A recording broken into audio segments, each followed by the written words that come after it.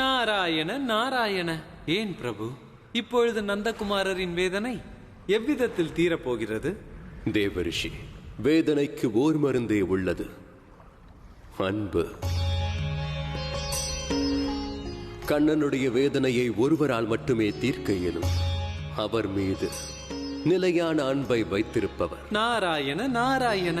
எனக்கு புரிந்து விட்டது பிரபு, எனக்கு புரிந்து விட்டது. அம்மா, நானே என் கையால் இந்த முள்ளை அகற்ற முடியாது அம்மா. கண்ணா, என் கண்ணன் எங்கே? கண்ணா, கண்ணா, அக்கா, என் கண்ணன் ஆபத்தில் இருக்கிறான். கண்ணா, யசோதாக்கா. இது எப்படி சாத்தியம்? இந்த பெண்ணால் ராகுவின் தாக்குதலில் இருந்து எப்படி நீங்க முடிந்தது? கண்ணா, கண்ணா, நீ பயப்படாதே. உனது தாய் வந்து கொண்டிருக்கிறேன். திடீரென்று யசோதைக்கு என்ன ஆனது? இப்பொழுதுதானே அவள் கண்ணனை வீட்டை விட்டு வெளியேற்றினாள். ஆனால் இப்பொழுது அவளே கதறி அழைக்கிறாள். பிரிந்து சென்ற கன்றை தாய் பசு அழைப்பது போல. அத்தை, இதைவிட நல்ல விஷயம் வேற எதுவாக இருக்க முடியும்? அந்த நாராயணன் நமது பிரார்த்தனையை ஏற்றுக்கொண்டு விட்டார். இப்போது நமது கண்ணன் மீண்டும் கோகுலத்திற்கு வந்துவிடுவோம். நான் சொல்வதை கேளுங்கள், நாம் அனைவருமே செல்வோம். கண்ணனை அழைத்து வர செல்லலாம். கண்ணா, நந்திராணி, நந்திராணி எங்கு செல்கிறார்? வேறெங்கே? கண்ணனை அழைக்கதான். எனக்கு தெரியும் யசோதா சித்தியால் கண்ணனை பிரிந்து இருக்க முடியாது என்று. நாமும் செல்லலாம் தாமு மாமா, வா. கண்ணா, அட யசோதா சித்தியா. அம்மா, நீ விரைந்து வா அம்மா. நீ எங்கே அம்மா? கண்ணா, நந்திராணி,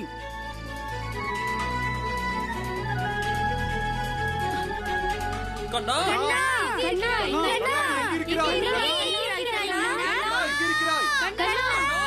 கண்ணா, எங்கே இருக்கிறாய்? எங்க இருக்கிறாய் கண்ணா? கண்ணா, கண்ணா, கண்ணா, எங்கே இருக்கிறாய்? அம்மா, கண்ணா, அம்மா, நான் இங்க இருக்கிறேன் அம்மா. கண்ணா, கண்ணா, கண்ணா.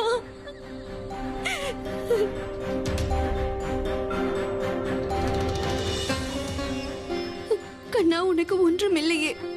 ஆமாம்மா, நீ வந்து விட்டதால் எல்லாம் சரியாகி விடும் அம்மா. என் கண்ணன் அழைத்து நான் வராமல் இருப்பேனா? அப்படி ஒன்று நடக்குமா? கண்ணா, என்னை மன்னித்து விடு கண்ணா. எனக்கு என்ன நேர்ந்தது என்று தெரியவில்லை. ஆனால் இந்த முள் முள்ளா? எங்கே? இது எப்படி நடந்தது?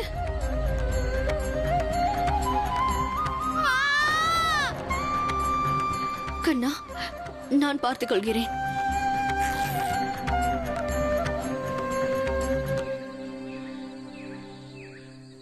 வா கண்ணா, இனி ஒரு கணம் கூட நீ இந்த இடத்தில் இருக்கக்கூடாது.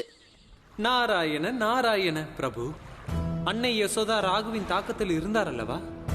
ராகு காலத்தில் இருந்த காரணத்தினால் அவர் கண்ணனுக்கு தண்டனை அளித்தார். அவரை வீட்டை விட்டு வெளியேற்றினார். ஆனால் இப்போது நடப்பதை பார்த்தால் எனக்கு தோன்றுவது அவர் மீது ராகுவின் தாக்கமே இல்லாதது போல. ராகு காலமும் நீங்கிவிட்டதா? இது எப்படி சாத்தியமாகும் பிரபு? தேவரிஷி, எந்த ஓர் எதிர்மறை சக்தியாலும் கருணையையும் அன்பையும் எதிர்கொள்ள இயலாது. கண்ணன் அன்னை யசோதாவை தன் கருணையாலும் அன்பாலும் அழைத்தார்.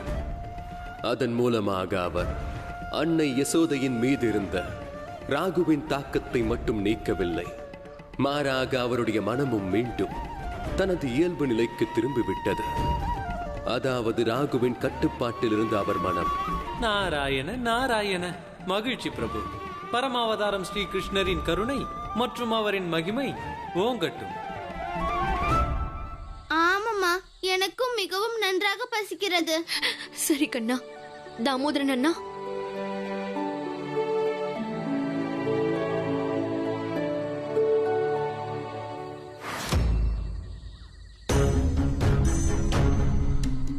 இந்த சிறுவன் ராகுவின் பிரம்மாண்ட நெருப்பை மிக சாதாரணமாக கடந்தான். அவனுக்கு இந்த சாதாரண முள்ளால் வேதனையா?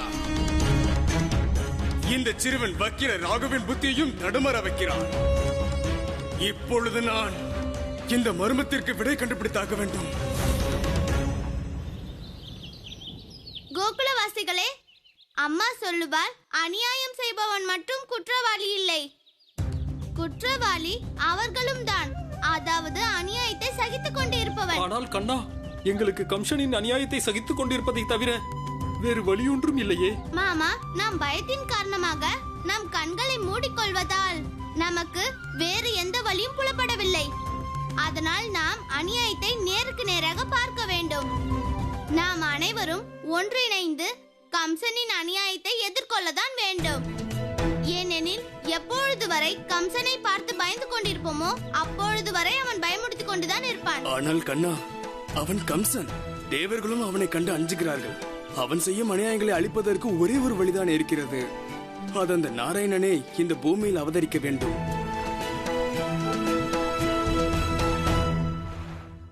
மாமா, அம்மா சொல்வாள், இறைவன் நமக்கு உதவி நிச்சயம் புரிவார். எப்பொழுது நமக்கு நாமே உதவி கொள்கிறோமோ அப்பொழுது. அது மட்டுமல்ல, நம்மிடம் இழப்பதற்கு எதுவும் இல்லை, கம்சனின் அட்டுழியத்தை தவிர. அம்மா சொல்வாள், உடலுக்கு மட்டும்தான் அழிவு ஏற்படும் என்று, ஆத்மாவை யாராலும் அழிக்க முடியாது என்று. அதாவது ஆத்மாவை எந்த ஆயுதத்தாலும் வெட்ட முடியாது, எந்த நெருப்பாலும் எரிக்க முடியாது, எந்த காற்றாலும் அலைக்கழிக்க முடியாது. பின் பயம் எதற்கு? அதனால் நீங்கள் அனைவரும் இன்று முடிவெடுத்தே ஆக வேண்டும். நீங்கள் வாழ்க்கை முழுவதும் ஒரு புழுவை போல வாழ வேண்டுமா, அல்லது கம்சனின் பாவங்களை எதிர்கொண்டு அவனது அநியாயங்களை அழிக்க வேண்டுமா? நீ சொல்வது உண்மைதான் கண்ணா. இப்படி ஒரு வாழ்வு வாழ்வதனால் என்ன பயன்? நாங்கள் இடையர்களாக இருந்தும் எங்களுடைய குழந்தைகளுக்கு பாலும் வெண்ணையும் கிடைக்கவில்லை என்றால் இப்படி ஒரு வாழ்வு வாழ்வதற்கு பதில் மரணமே மேலானது. என்ன சொல்கிறீர்கள்? கண்ணா, என்ன நடந்தாலும் சரி, இன்று முதல் கம்சனுக்கு ஒரு துளி பால் கூட கொடுக்க மாட்டோம். அது மட்டுமல்ல, வெண்ணையையும் தான். என்ன சொல்கிறீர்கள்? கொடுக்க மாட்டோம், கொடுக்க மாட்டோம். பாலும் கிடையாது, வெண்ணையும் கிடையாது. கிடையவே கிடையாது.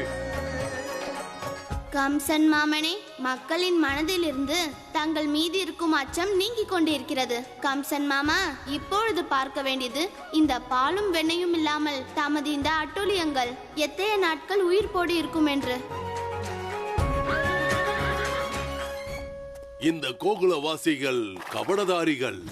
வீட்டுக்குள் வெண்ணையை ஒளித்து வைப்பார்கள், இல்லை என்றால் பால் பாதிதான் தருவார்கள். திருட்டு வேலை செய்வார்கள். கடவுள் கம்சன் சட்டம் என்ன தெரியுமா? யார் வரி கொடுக்கவில்லையோ அவனுக்கு கருணையே கிடையாது. அதிகாரம் என்பது அன்பினால் அல்ல, பயத்தினால் ஏற்படுவது. பயத்தினால். வாருங்கள். இன்று நீ நன்றாக வாங்கிக் கொண்டுதான் செல்ல போகிறாய். நாங்கள் முடிவு செய்து விட்டோம். கோகுலத்தில் அதுதான் நடக்கும். கண்ணன் சொல்வது, வாருங்கள் செல்லலாம். நான் ராதையாவேன். எனது தந்தையிடம் 1,00,000 பசுக்கள் இருக்கின்றன. நான் எப்போதும் பலகாரம் செய்ததில்லை. ஆனால் தெரியுமா இடையனே, நான் உனக்காகவே இந்த பலகாரத்தை தயார் செய்தேன். அதுவும் எனது கைகளால். அதுவும் உனக்கு கொடுப்பதற்காக. இதை பர்சானாவிலிருந்து கொண்டு வந்திருக்கிறேன். இவ்வளவு இரக்கமா?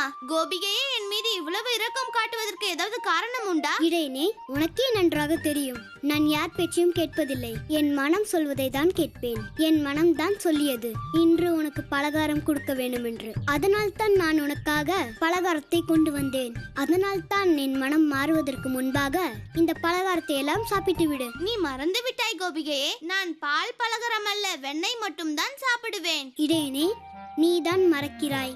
நீ ராதாவின் கண்ணன். அதனால் இதை மட்டும்தான் நீ சாப்பிட வேண்டும். இந்த ராதை கொண்டு வந்ததை. நான் வெண்ணெய் கொண்டு வரும்போது நீ வெண்ணெயும் சாப்பிடலாம். ஆனால் இப்போது இந்த பலகாரம் தான். என் தலையை இவை தின்பதற்கு முன்பாக நான் இந்த பால் பலகாரம் சாப்பிடுவது நல்லது.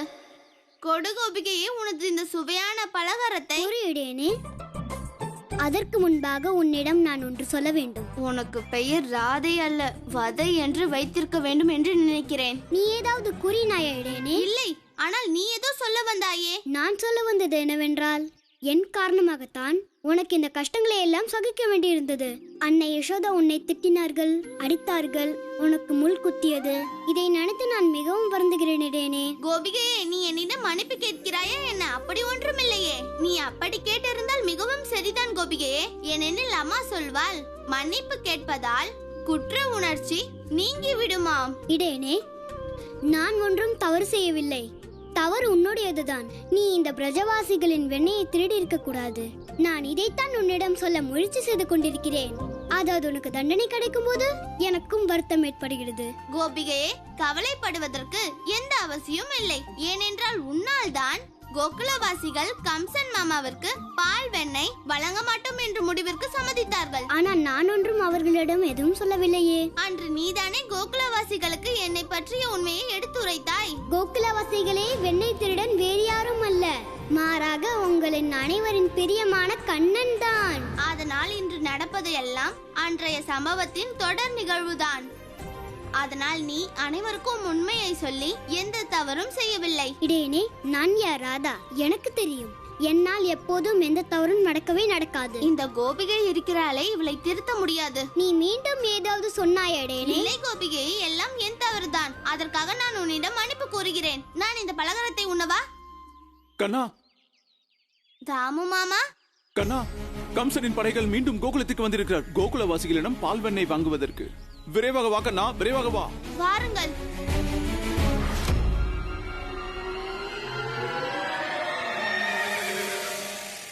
அப்படி என்ன பார்த்து கொண்டிருக்கிறீர்கள் உற்று உற்று?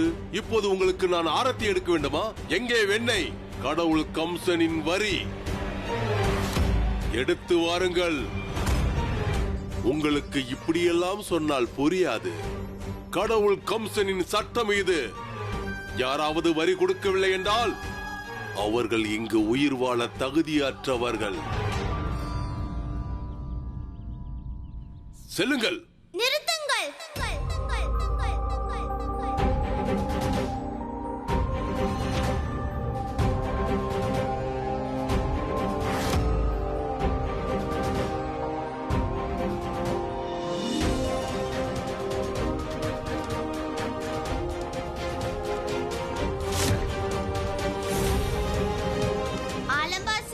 எந்த கோகுலவாசிகளின் பால் வெண்ணெய் சாப்பிடுகிறாயோ அந்த கோகுலவாசிகளுக்கு அநியாயம் செய்வாயா?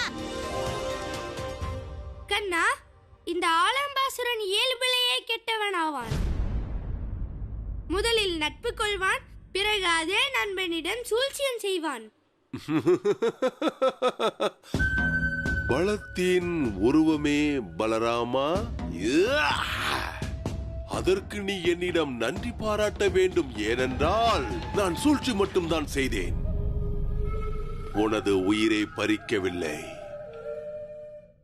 ஆலம்பாசுரா, நீ எனக்கு உயிர் பிச்சை விட வேண்டாம். ஆனால் போய்விடு, நான் உனக்கு உயிர் பிச்சை அளிக்கிறேன். திரும்பி போ இங்கிருந்து. ஆம் ஆலம்பாசுரா, கோகுலவாசிகளுக்கு தெரிந்து விட்டது அவர்கள் பால் வெண்ணெய் மீது முதல் உரிமை யாருக்கென்று. இவ்வளவு தாமதமாக தானா இந்த கோகுலவாசிகள் அதை புரிந்து கொள்ள வேண்டும்? இந்த நாட்டுக்கே தெரியும் உங்கள் பால் வெண்ணெய் மீது உள்ள அதிகாரம் கடவுள் கம்சனுக்கு மட்டும்தான் உள்ளது என்று. ஆலம்பாசுரா, அப்படி ஒரு பிரம்மை கம்சன் மாமனுக்கோ உனக்கோ இருந்தால் சென்று விடு. சென்று அவர் பிரம்மையை நீக்கிவிடு. ஏனென்றால் இப்பொழுது கோகுலவாசிகள் முடிவு செய்து விட்டார்கள், அவர்கள் பால் வெண்ணெயை யாருக்கும் தர மாட்டார்கள்.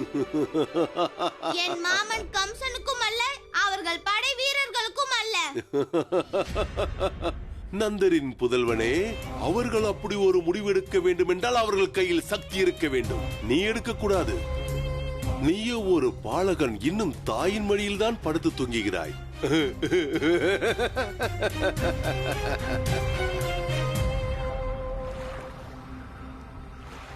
உங்களிடம் இருக்கும் பால் வெண்ணெயை எடுத்து சென்றால் என்னை யார் தடுப்பார்கள்? இந்த கோகுலவாசிகளா? இவர்கள் உண்பதற்கு அரைப்பிடி தானியங்கள் கூட கிடைப்பது இல்லையே.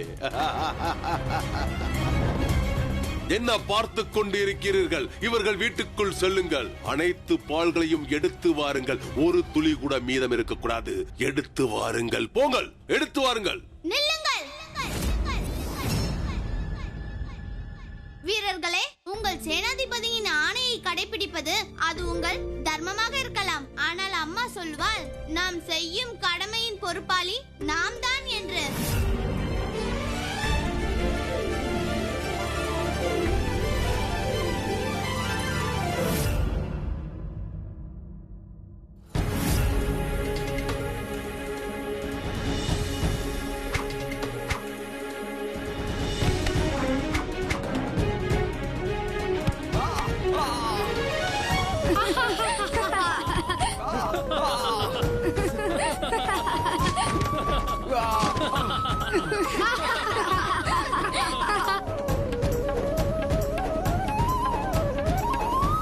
நான் தான் முதலிலேயே சொன்னேனே, ஆனால் கம்சன் மாமாவும் கேட்பதில்லை, அவர்கள் படை வீரர்களும் கேட்பதில்லை. யாருக்கு அவ்வளவு துணிச்சல் இருக்கிறது கடவுள் கம்சனின் படைகளை தடுப்பதற்கு? ஆலம்பாசுராவின் படைகளை மட்டுமல்ல, மாறாக இன்று கோகுலவாசிகளோ கம்சன் மாமனையும் தடுத்து விட்டார்கள், தங்கள் மீது அக்கிரமம் செய்வதை. நானும் பார்க்கிறேன் என்னை யார் தடுக்கிறார்கள் என்று.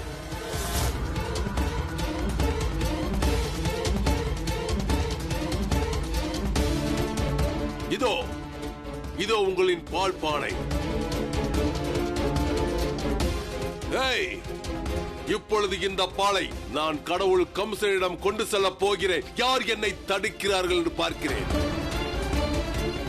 இடையனே, இந்த ஆலம்ப அசுரன் கோகுலத்தின் வெண்ணையை சுவைத்ததில்லை போல இருக்கிறது. இதை இப்படி இப்போது இந்த ஆலம்ப அசுரனையும் இந்த கோகுலத்தின் வெண்ணையை சுவைக்க விடு.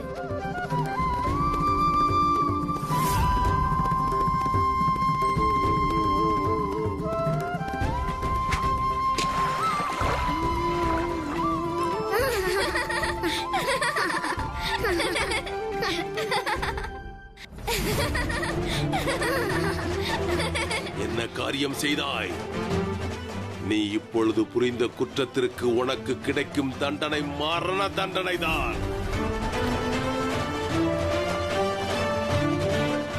ஆலம்பாசுரா, முதலில் அந்த சூழ்ச்சிக்கான தண்டனையை அனுபவை.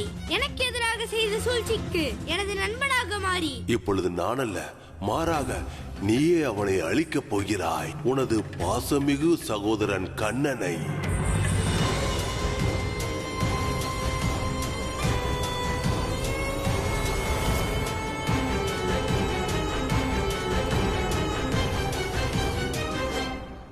இவன் பலராமணனை வசியம் செய்ய பார்க்கிறானே.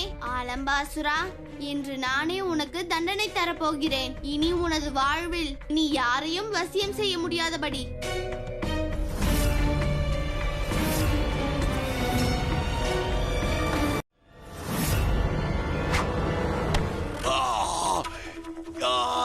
என் கண்களில் அடித்து விட்டான்.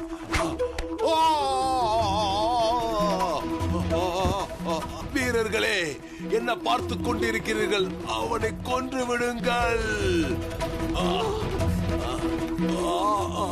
எனது கண்கள்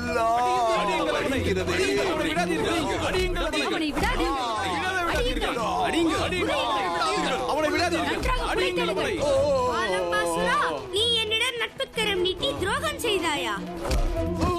இனி நீ யாருடனும் அப்படி துரோகம் புரிய முடியாது. உன்னை பிறகு கவனித்துக் கொள்கிறேன். நான் தப்பித்து செல்ல வேண்டும்.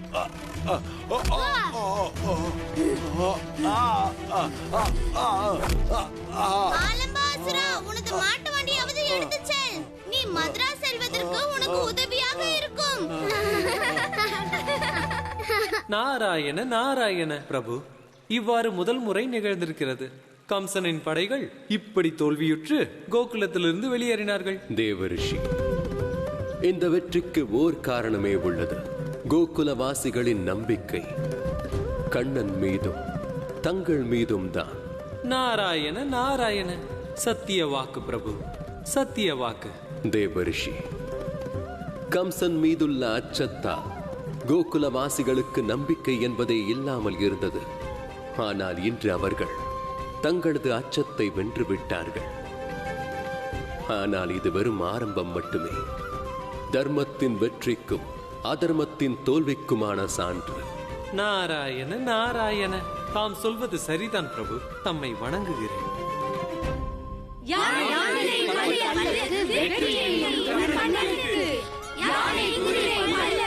வெற்றியை